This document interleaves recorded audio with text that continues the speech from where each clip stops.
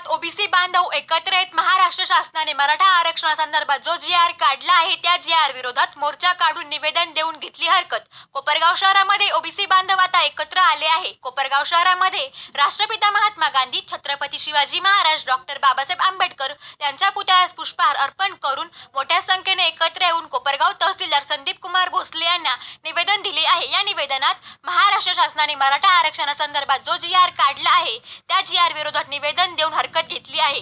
त्यासोबतच ओबीसी आरक्षणाला धक्का लावू नये अशी मागणी मोर्चेकऱ्यांनी केली। या प्रसंगी पद्माकांत कुदळे, प्रदीप नवले, विशाल राऊत, योगेश बागुल, रवींद्र पाठक, रमेश गवळी, अविनाश पाठक, जगदीश मोरे, वीरेन बोरावके, वैभव गिरमे, विवेक सोनवणे, राजेंद्र सोनवणे, दीपक राऊत, विनायक गायकवाड, दिनार कुदळे, जितेंद्र रणशूर, मच्छिंद्र मालकर, अंबादास धनगर, संजय जगताप, सुनील फंड, डॉक्टर अजय गर्जे, विलास नाना आव्हाड, गणेश लकारे, अशोक लकारे, वाल्मिक लहिरे, संतोष भुजबळ, रवी चौधरी, रवींद्र राऊत, कालिदास बोरावके, गौरव माळी, ओमकार वडणे, बाळासाहेब पांढरे, भीमा सवनसरकर, गणेश जोरवेकर, संजय मंडलिक, ज्ञानेश्वर गोसावी, संजय खरोटे, ऋतिक भाबड, रमेश मालकर, अशोक दुसाने, संतोष देवळालीकर, सागर वर्मा, बन्सी मोरे, अमन भाईमनिया, रवींद्र लचुरे, संकेत वाघमारे, गोरख देवडे यांच्यासह ओबीसी बांधव मोठ्या संख्येने उपस्थित होते।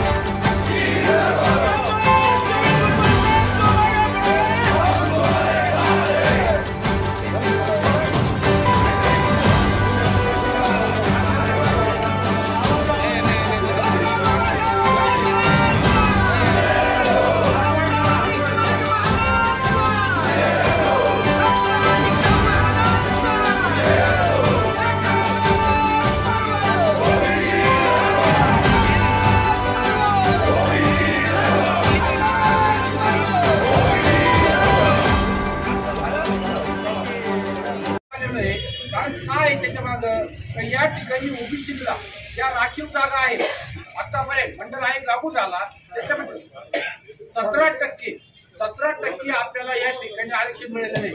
जर जनगणना केली तर ओबीसीची संख्या 62% भरेल असं सगळ्यांचं म्हणणं आहे। 17% या ठिकाणी आरक्षण आपल्याला मिळाले आणि या 17% आरक्षणामध्ये जरांगी आहे ते म्हणतात का आम्हाला ओबीसी मधूनच आरक्षण द्या। आमचं म्हणणं आहे, जगत रुपा साहेबांचं म्हणणं आहे, सगळ्या ओबीसी नेत्यांचं म्हणणं आहे, तुम्ही आरक्षण घ्या पण आमच्यात घेऊ नका, आमच्यात वाटेकरी होऊ नका। कारण आमचे 17% हे 17% आमचं ओबीसी तुम्हाला पाहिजे ना जास्त सेपरेट घ्या, तुम्हाला स्वतंत्र घ्या आरक्षण, तुम्ही स्वतंत्र आरक्षण घ्या, तुम्ही आमच्यात कशाला वाटेकरी होता। अहो आतापर्यंत या 18 पगड जाती हा ओबीसी समाज हा तुमच्या बरोबर राहिला, तुमच्या पाठीमागे खंबीरपणे उभा राहिला।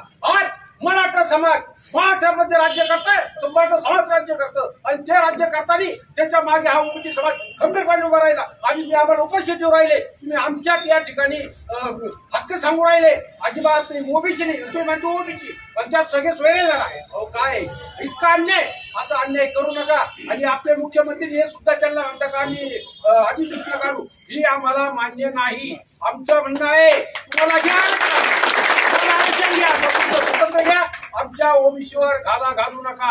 आज तुम्ही ओबीसीवर घातला, उद्या तुम्ही आमचे दलित वर्ग आहे, एसटी आहे, एससी आहे यांच्यावर दलितावर सुद्धा त्यांच्या राज्याच्या तुम्ही घाला। कारण तुम्ही एवढी ताकद दाखवू राहिले, एवढं तुम्ही हे करू राहिले, दबाव आणू राहिले तर या ठिकाणी आज गरीब आमचा ओबीसी समाज, दलित समाज सगळे आज घाबरलेले, सगळे दचकून आहे।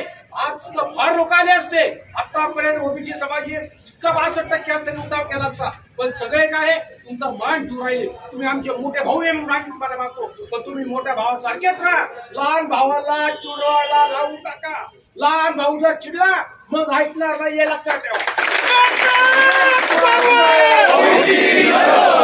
आमच्या ओबीसीवर अन्याय करू नका आणि आमच्या ओबीसीचा हक्क कुणीही हिसकावून घेऊ नये हीच आमची तुम्हाला विनंती. सर्वजण ओबीसी SC NT ST वंचित भटके विमुक्त या सर्वांचा ज्याप्रमाणे रणसुंनी सांगितलं की आता आपली एकच जात ओबीसी हीच आपली जात, त्या जातीच्या छत्राखाली आपण इथे जमलेलो आहोत.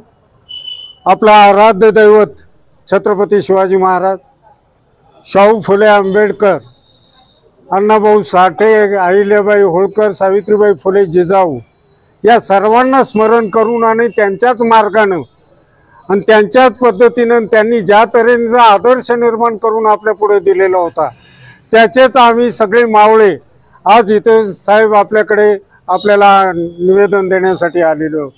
आत्ताच सांगितलं त्याप्रमाणे की ज्यावेळेस आरक्षण मराठा आरक्षणाचा विषय निघाला तेव्हा तो विदर्भ मराठवाड्यापुरता होता. तिथलेच फक्त कुणबी करा असं चाललेलं होतं. तिथून नंतर संपूर्ण ते निघाल्यानंतर मग त्याच्यानंतर तो वाढत वाढत जाऊन संपूर्ण महाराष्ट्रातले कुणबी करा झाली आणि आता तर असा तऱ्हेचा मागणी आली आणि अधिसूचना आली की सगळे सोयऱ्यांना सुद्धा तुम्ही कुणबी करा. अशा ह्याच्यामध्ये सर्वांना माहिती आहे, सगळ्यांना कळालेलं आहे की मंडल आयोगाप्रमाणे 27% असलेलं ओबीसीचं आरक्षण 17% आलं आणि 17%तलं मध्यंतरीच्या काळात फडणवीस मुख्यमंत्री असताना फडणवीस साहेब त्यावेळेस त्या मराठाचं आरक्षणासाठी जे काही समिती नेमली नारायण राणे यांची, त्यांनी 16% मराठ्यांना आणि 5% मुस्लिमांना दिलं होतं. ती कोर्टात पुढे टिकली नाही, हा भाग वेगळा. पण जर त्या 17तले 16 जर हे घेऊन गेले तर तुम्ही 1% करणार काय? 17 उचलणार आहात काय? आणि म्हणूनच आता आम्हाला जागा व्हायची वेळ आलेली आहे, जागा झालेली आहे, कळतंय पण वळत नाही अशी जी गोष्ट होती ती आता संपलेली. इथं आलेली गर्दी नसली तरी दर्दी आहेत. प्रत्येक समाजाचा, प्रत्येक घटकाचा, प्रत्येक जातीचा माणूस इथं उपलब्ध झालेला आहे. वास्तविक साहेब हे आरक्षण देताना मागासवर्गीय आयोगाची शिफारस लागते. तुम्ही शिंदे जज्जांची शिफारस सुद्धा अजून घेतलेली नाही, तरी तुम्ही मुख्यमंत्र्यांनी जाहीर करून टाकलं की यांना आरक्षण दिलं म्हणून. तो केवळ अधिसूचना आहे, ती अजूनपर्यंत अध्यादेश झालेला नाही आणि ते होण्याच्या अगोदर 16 तारखेपर्यंत आपल्याला हरकती नोंदवायच्यात. मी संपूर्ण ओबीसी समाजाला विनंती करतो की जास्तीत जास्त संख्येने घरातल्या प्रत्येकाच्या नावाने तुम्ही या हरकती नोंदवा. मला माहिती आहे की विरोधी पार्टी सुद्धा त्याप्रमाणे त्या हरकती घेऊ नये म्हणून सांगतील, पण त्याच्याकडे दुर्लक्ष करा. एक लक्षात ठेवा, ज्यावेळेस मराठ्यांनी आंदोलन केलं त्यांना आरक्षण पाहिजे म्हणून, ह्याच्यातला प्रत्येक जण त्यांच्या स्टेजवर बसलेला होता आणि त्यांना पाठिंबा देत होता. आणि त्यांनीच मात्र आता आमचं काढून घेऊन आम्हाला द्या, त्यांना देऊ नका, आणि नाही दिलं तर पुन्हा उपोषणाला बसू, अशा तऱ्हेचं अनेक गोष्टी आहेत त्याच्यामध्ये कायदेशीर. आतापर्यंत 8 मागासवर्गीय आयोगाने यांचे आरक्षण नाकारलेलं आहे. सुप्रीम कोर्टाने ते नाकारलेलं आहे. आणि अशा परिस्थितीमध्ये आज पुन्हा ज्या राज्याच्या मुख्यमंत्र्याला ह्याचं आरक्षण द्यायचा अधिकार नाही त्यांनी तो परस्पर देऊन टाकलेला आहे. हे कुठंतरी राजकारण चाललेले, हे कुठंतरी मताचं राजकारण चाललेले.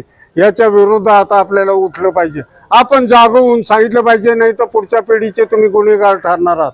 तुम्हाला पुढच्या पिढीला जर सुखाने राहू द्यायचं असेल, त्यांचं शिक्षण, त्यांच्या नोकऱ्या, त्यांचे व्यवसाय जर व्यवस्थित होऊ द्यायचे असतील तर आपल्या आरक्षणाला कोणी धक्का लावता कामा नये, याची आपण काळजी घेतली पाहिजे आणि त्या दृष्टीने केलं पाहिजे. साहेब, आम्ही तुमचा खूप वेळ घेतला. वास्तविक कालच मी तुम्हाला पाहत होतो, पण तुम्ही आलात. आम्हाला खूप बरं वाटलं की तुम्ही येऊन आमच्या भावना ऐकल्यात. त्या दृष्टीने आम्ही हे निवेदन सह्याचं कुठे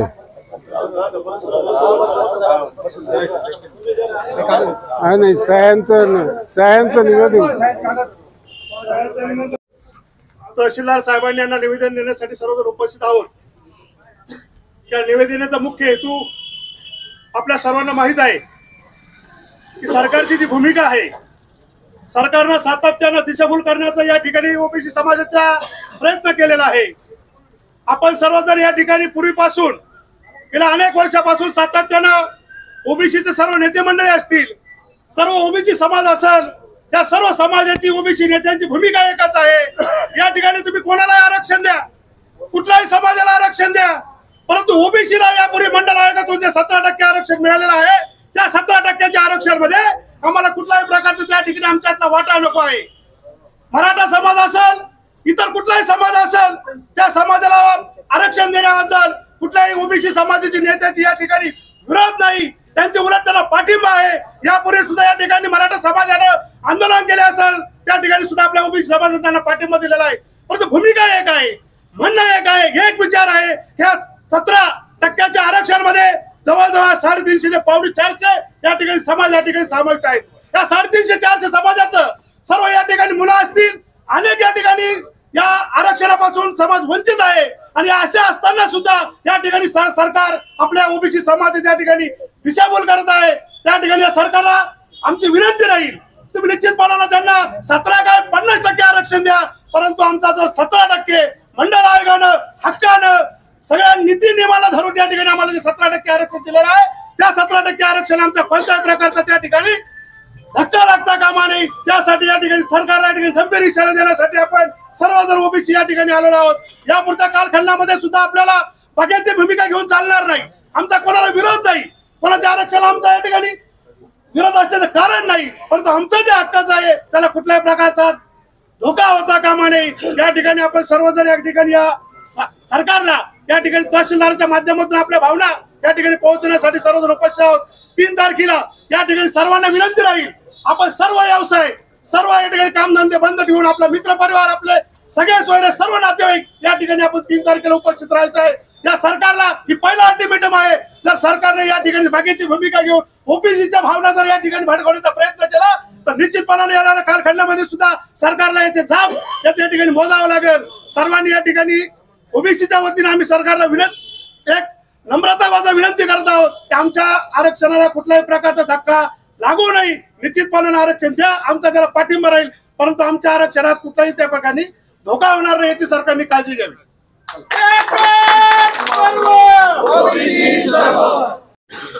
गोब्राह्मण प्रतिपालक छत्रपती शिवाजी महाराज, आमचं हृदयस्थान वंदनीय शिवसेनाप्रमुख बाळासाहेब ठाकरे, घटनाकार डॉक्टर बाबासाहेब आंबेडकर आणि ज्यांनी समाज सुधारण्याचं अविरत काम केलं असे महात्मा ज्योतिबा फुले या सर्व महामानवांना मी प्रथम अभिवादन करतो. आज दुःख वाटतं की आपल्याला जे मंडल आयोगाने जे आरक्षण दिलं त्या आरक्षणाला नख लावण्याचं काम या महाराष्ट्रामध्ये होतंय. लोक किती आले याच्यापेक्षा मनातून किती आले हे फार गरजेचं आहे. मी आदरणीय मुख्यमंत्री साहेबांना आजच्या या आमच्या मोर्चाच्या निमित्ताने एवढं सांगू शकतो, साहेब, लोकसंख्येचा विचार केला तर आम्ही 62% आहोत, परंतु आम्हाला आरक्षण फक्त 27%, परंतु 17% आरक्षण. पण माझं म्हणणं असं आहे साहेब, या गोष्टीचा विचार न करता काही वर्षापासून आमच्या समाजावर सातत्याने अन्याय होतोय. गेल्या काही महिन्यापासून मराठा आरक्षणाचं आंदोलन या महाराष्ट्रात चाललंय आणि मोठ्या मनाने ओबीसी बांधवांनी या आरक्षणाला त्या मोर्चाला त्यांना पाठिंबा दिला. परंतु जसं जसं आरक्षणा संदर्भात मोर्चे सुरू झाले, रंग वेगळे वेगळे दिसायला लागले. माझी सर्वांना विनंती आहे, आपल्या या महाराष्ट्रामध्ये जातीय सलोखा भाऊबंधू आपण काही वर्षापासून करत आलेलो आहात, परंतु आमच्या ताटात तुम्ही लक्ष घालण्याचं काम नाही. तुम्हाला काय आरक्षण पाहिजे, कसं पाहिजे हा तुमचा विषय. तुमच्या आरक्षणाला आमचा अजिबात कुठल्या प्रकारचा धोका नाही किंवा कुठल्या प्रकारचा विरोध नाही, परंतु आमच्यावर यायचे काही कारण नाही. पहिल्या दिवसापासून आदरणीय छगनरावजी भुजबळ साहेब आमचे नेते पहिल्या दिवसापासून सांगतायत आरक्षण द्या, परंतु आमच्यात वाटेकर होऊ नका. एक लक्षात असू द्या, आम्ही सुद्धा छत्रपती शिवाजी महाराजांचे मावळे आहोत. आमच्या कुठल्या प्रकारे विरोधात जाऊ नका. आणि सामाजिक न्याय या विषयावर आपण सर्वजण एकत्र आहोत. परंतु जर कधी आरक्षणाच्या बाबतीत आमच्या जर पुढच्या पिढीला जर त्रास होणार असेल तर आम्ही गप्प बसणारे नाही. माझी सरकारला आणि सर्वांना विनंती आहे, या गोष्टीचा तुम्ही न्यायपूर्वक विचार करावा. आणि असंख्य ओबीसी समाज बांधव या कार्यक्रमाला, या मोर्चाला उपस्थित झालेले आहे. त्यांच्या भावना सरकारपर्यंत आज तहसीलदार साहेब या ठिकाणी उपस्थित आहे, ते आमच्या या मागण्याचा विचार करतील आणि भविष्यात या गोष्टी संघर्ष होणार नाही याची दखल घेतील. एवढं बोलून मी माझे 2 शब्द संपवतो. जय हिंद, जय महाराष्ट्र. शिल्पकार भारतरत्न डॉक्टर बाबासाहेब आंबेडकर, थोर समाज सुधारक महात्मा ज्योतिबा फुले, आरक्षणाचे खऱ्या अर्थाने जनक लोकराजा राजर्षी शाहू महाराज, साहित्यरत्न लोकशाहीर अण्णाभाऊ साठे आणि अखंड महाराष्ट्राचे चिरंतन स्फूर्तिस्थान राजा छत्रपती शिवाजी महाराज यांच्या विचारांना प्रतिमेला अभिवादन. आज ओबीसी बांधवाच्या मोर्चाच्या निमित्त जमलेल्या सर्व माझ्या ओबीसी बांधवांना जय ज्योती, जय भीम.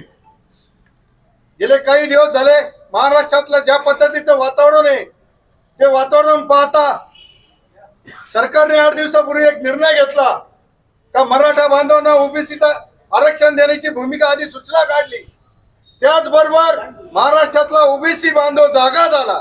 मी जागा झाला याच्याकरता म्हणतो का तुमच्या लक्षात नसेल, ओबीसी बांधवांना मंडल आयोग कोणी लागू केला? मंडल आयोग लागू करणारे पंतप्रधान व्ही.पी. सिंग आणि त्याची मागणी करणारे आंबेडकर चळवळीतले कार्यकर्ते आणि वंचित बहुजन आघाडीचे नेते प्रकाशजी आंबेडकर होते. तुम्हाला जाणीव करून द्यावं लागते, म्हणून मी आज या ठिकाणी बोलायला उभा आहे. मी ओबीसी ग्रुपवर मी काल जॉईन झालो, कुठेही चर्चा नाही. आज तुमच्या घरावर आलेलं आहे तरी तुम्ही जागे व्हायला तयार नाही, झोपेचं सोंग घेताय. मंडळ आयोगाने दिलेलं तुम्हाला आरक्षण 19%, 60% इतर असे 27% आरक्षण. तुम्ही सांगता ओबीसीची जनगणना झाली तर 62%. माझा ओबीसी बांधवांना प्रश्न आहे, इथं सर्व वक्त्यांनी उल्लेख केला 350 जाती. 350 जाती हा विषय सोडून द्या. एकच ओबीसी आमचा धर्म, ओबीसी आमची एकच जात. तुमच्या लढ्याला यश येणार आहे. शासनाने काय केलं? ओबीसी बांधव मराठा बांधव भांडण लावण्याचं काम केलं. त्याचं कारण आहे भविष्यात निवडणुका येणार आहे, त्यांना निवडणुका काढून घ्यायच्या आहे. पण हा ओबीसी बांधव आहे जो झोपलेला आहे त्याला जागा करण्याचं काम प्रत्येक समाज बांधवाचं आहे. काल परवाचा एक किस्सा सांगतो. वयाच्या 21व्या वर्षी मला सुद्धा आरक्षण समजत नव्हतं. एक बीटेकला मुलगा आहे, माझ्या भागात राहतो आणि आरक्षण झालं, त्याला बीटेकला ओबीसीच्या इंजिनिअरिंगला ओबीसीच्या माध्यमातून त्याचा प्रवेश झालेला आहे. तो चिंताग्रस्त झालेला होता. 21 वर्षाच्या मुलाला जर कळत असेल का हे आरक्षण गेल्याने काय धोका होणार आहे तर तुम्ही तुमचे वडीलधारे आपण चुलते काका आपण कधी जागे होणार आहे? आरक्षण जर गेला त्याचबरोबर सरकारला एक मागणी करा. सरकार खासगीकरणाच्या दिशेने चाललेलं आहे. ओबीसी आरक्षण निश्चित वाचवायचंय, पण सध्या जे सरकारने चालवलेलं आहे खासगीकरण त्याच्या विरुद्ध सुद्धा ओबीसी बांधवांनी रस्त्यावर उतरलं पाहिजे. आरक्षण जर गेलं, मध्यंतरीचा एक किस्सा सांगतो तुम्हाला. मी संगमनेरला विद्यालयात शिकवतोय का एका शाळेत. त्या शाळेत सगळे उच्चभ्रू, मी एक मागासवर्गीय समाजातला शाळेतला ग्रुप होता. त्या चर्चा चालली होती, आरक्षण गेलं पाहिजे, असं गेलं पाहिजे, तसं गेलं पाहिजे. सर्वांना मी एकच प्रश्न केला, निश्चित आरक्षण गेलं पाहिजे. आरक्षणाच्या विरोधात मी सुद्धा आहे. फक्त सफाई कामगाराला तुमच्या मुलातला कोणी अर्ज करणार आहे का या प्रश्नाचं मला उत्तर द्या. सफाई कामगारांची जर म्हटली जागा म्हटली तर मातंग असेल, बौद्ध असेल, वाल्मिकी समाज असेल, या व्यवस्थेने जे आमच्यावर लादलेले ते तुमच्यावर सुद्धा लादलेले. निश्चित मराठा बांधव आपला मोठा भाऊ आहे. शासनाने त्यांना आरक्षण द्यावे, वेगळं आरक्षण द्यावे. या ओबीसीच्या आरक्षणाला धक्का न लागता आरक्षण दिलं पाहिजे. आज तुम्ही निश्चित थोड्या संख्येने आले असेल, पण याच्या पुढील काळात तुम्ही सर्व बांधवांना जर जागे केलं तर तुमच्या आरक्षणाला सरकारची कुठेही हिंमत नाही. पण त्याकरता तुम्हाला फुले शाहू आंबेडकरांच्या विचारावर चालावं लागेल. जर फुले शाहू आंबेडकरांच्या विचारावर चालले, तुमच्या आरक्षणाला कोण धक्का लावतो ते आंबेडकर चळवळीतले कार्यकर्ते पाहतील. एवढंच बोलतो आणि मी थांबतो. जय भीम, जय भारत. तुम्ही आमचे मोठे भाऊ आहात. तुम्ही हे समजून घ्यायला पाहिजे की तुमचं जर पोट भरत नसेल तुम्ही सेपरेट चूल मांडा. आमच्या प्रपंचात तुम्ही येऊ नका. आणि आपण या सर्वांचे मिळून आपण आज या तहसीलदार साहेबांना या ठिकाणी निवेदन देऊया का त्यांना आमच्या सोबत घेऊ नका. आमचं काय आधी आमचं पोट भरत नाही. आम्ही ऑलरेडी आधी उपाशी आहोत. आमचा घास आम्हाला पूर्ण मिळत नाही. त्याच्या जर कोणी हिस्सेदारी होणार असेल तर ती आम्हाला कदापि मान्य नाही. आम्ही सहन करणार नाही. सकल हा ओबीसी समाज आतापर्यंत साखर झोपेत आहोत. आपण आतापर्यंत बघ्याची भूमिका घेत होतो, पण आता बघ्याची भूमिका घेणं आपल्याला परवडणार नाही. आता आपल्याला सुद्धा काहीतरी उठाव करावा लागेल. शेवटी आपल्याही मुलाबाळांचा प्रश्न आहे, आपल्याही पोरासोरांचा प्रश्न आहे, आपल्याही पोटपाण्याचा प्रश्न आहे, आपल्याही नोकरीचा प्रश्न आहे, आपल्याही जीवन मरणाचा प्रश्न. याच्यासाठी तुम्हाला सर्वांना जागा होणं हे अतिशय गरजेचं आहे. आपण सर्वांनी एकत्र या, बहुसंख्येने या आणि या शांततेच्या मार्गाने, समतेच्या मार्गाने आणि अगदी सहनशीलतेच्या मार्गाने आपण हा लढा लढूया. एवढं बोलून मी माझे 2 शब्द संपवतो. एकच पर्व ओबीसी सर्व, एकच पर्व ओबीसी सर्व. छत्रपती शिवाजी महाराज की जय. आज आपण या ठिकाणी समस्त ओबीसी समाज यांच्यातर्फे एक निवेदन माझ्याकडे सुपूर्द केलेलं आहे. त्या निवेदनाच्या अनुषंगाने आपण ज्या ज्या मागण्या या ठिकाणी मांडल्यात, आपले जे विचार या ठिकाणी मांडले आहेत ते सर्व हे आमच्या वरिष्ठांकडे पाठवण्यात येतील. या अनुषंगाने आपण जो आज शांततेत जो आपला मोर्चा काढला, या ठिकाणी आपण जे शांततेत आपले विचार मांडले त्याबद्दल प्रशासनातर्फे मी आपल्या सर्वांचा खूप खूप आभारी आहे. धन्यवाद.